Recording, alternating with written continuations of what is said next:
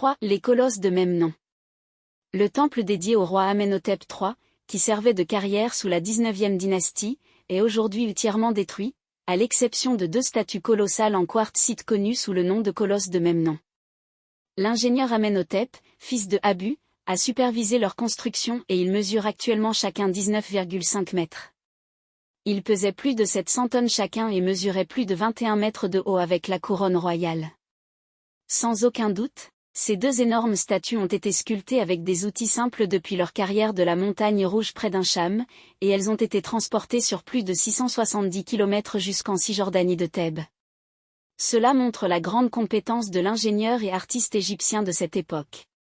Chaque statue représente un roi avec ses mains posées sur ses cuisses, assis sur un trône cubique à dossier bas. La couronne royale est au-dessus de la coiffe dite Nem. Sa mère, Mutemwiya, est à gauche de ses jambes, et sa femme, la reine, Tille, est à droite. Il y avait autrefois une princesse debout entre ses jambes, mais elle n'est plus présente maintenant. Le nom et les titres du roi figurent au-dessus de la scène représentant le Nil du Delta et le Nil de Haute-Égypte, qui réunit les 2 plans de papyrus et de lotus, dont chacun est un symbole des 2 terres, signifiant l'unification du pays.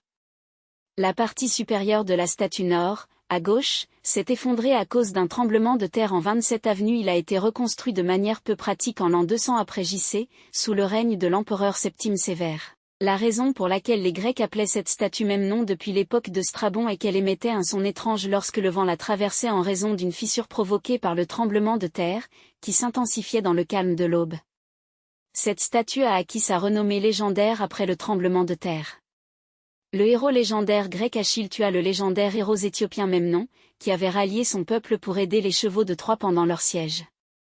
Ainsi, sa mère, la déesse de l'aube, Eos, ou Aurore, supplia la divinité Zeus de distinguer son fils du reste de l'humanité, et en conséquence, il lui apparut chaque jour à l'aube, la saluant avec un chant ou un chant. Un sifflement. Elle pleurait au son de sa voix et ses larmes se transformaient en rosée. Beaucoup de gens ont commencé à entendre des histoires sur la statue de même nom et le son qu'elle produisait. Des visiteurs du monde antique, notamment des Grecs et des Romains, sont venus le voir.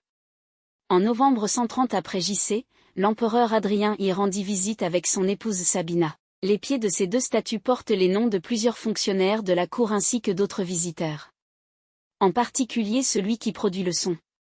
Après la restauration de la statue en 200 après JC, ce bruit s'est arrêté.